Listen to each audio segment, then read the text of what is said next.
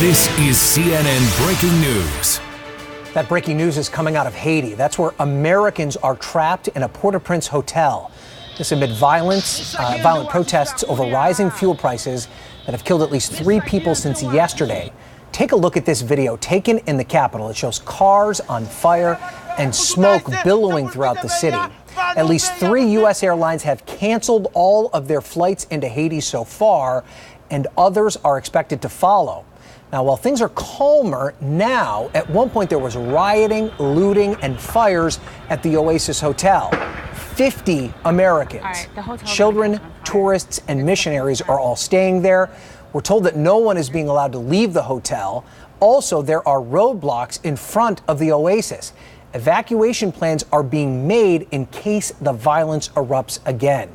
Stacey Lombardi-Bourne is on the phone with us now. She is a guest at the Oasis Hotel. Stacey, first tell me, are you and the folks you're traveling with, are you safe?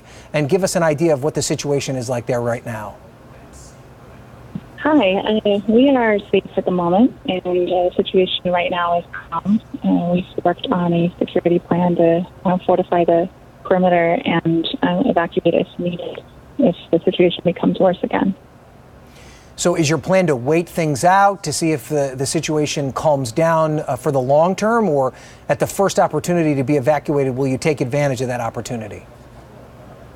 Right now the plan is to wait and only leave if, as a last resort, if we need to escape anyone coming into the hotel if they're able to do so.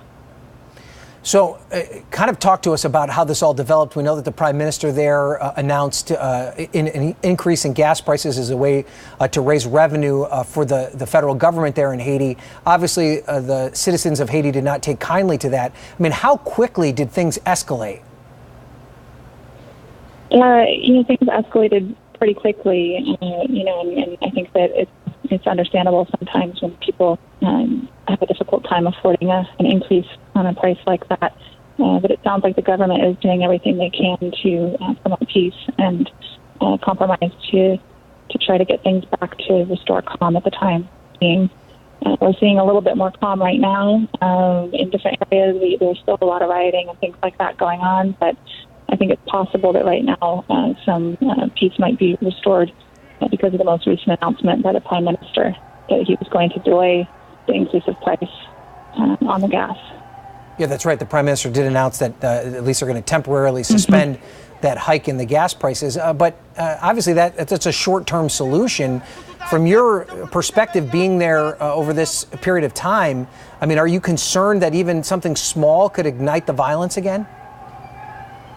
It's definitely a concern, and even with what the Prime Minister said, there's still violence in the streets right now. We're just hoping that it does start to calm down and some other solution can be made, or some kind of peace can be created moving forward with a plan from here out.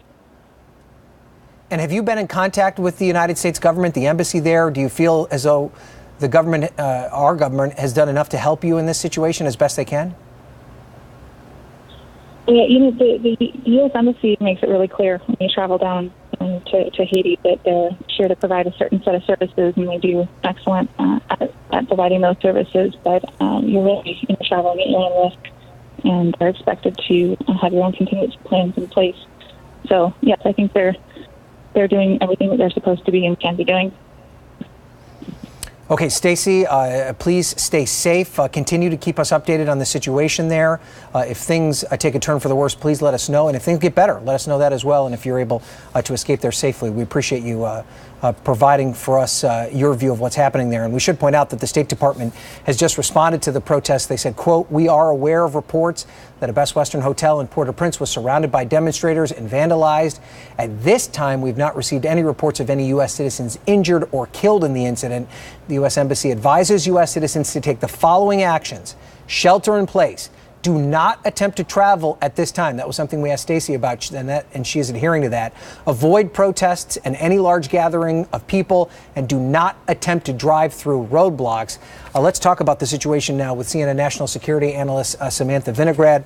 Sam, you've been through this before in a different respect. You were at the White House during the Arab Spring protests, where Americans were caught up in that, and the United States government had to respond to that. I mean, what's going on now? How would the U.S. respond to something like this, and how would they help folks like Stacey that are in a very difficult position right now?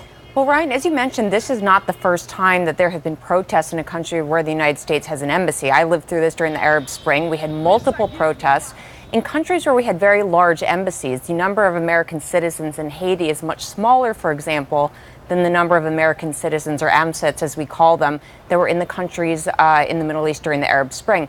There's something called a regional security officer, or RSO, at every embassy, including the embassy in Haiti, that is the lead security advisor to the ambassador. So at this point, what I would imagine is happening is the RSO, the regional security officer, is advising the ambassador on how to communicate with all American citizens in country. As Stacey just alluded to, there has been this shelter-in-place warning that's been pushed out via Twitter. It's on the State Department homepage to give instructions to all American citizens about what they should do at this moment to avoid danger. And so the instructions right now are to shelter in place, not to go out into the streets where the violence levels are higher. And then longer term, the RSO, the ambassador, and other members of the embassy are talking to the White House and to the intelligence community and to the host government, in this case the Haitian government, about what to expect tomorrow. Is this going to get better or is it going to worsen? Okay, Sam, thank you for that. We appreciate it. We're going to continue to keep a very close eye on this situation as it develops, obviously not over by a long stretch.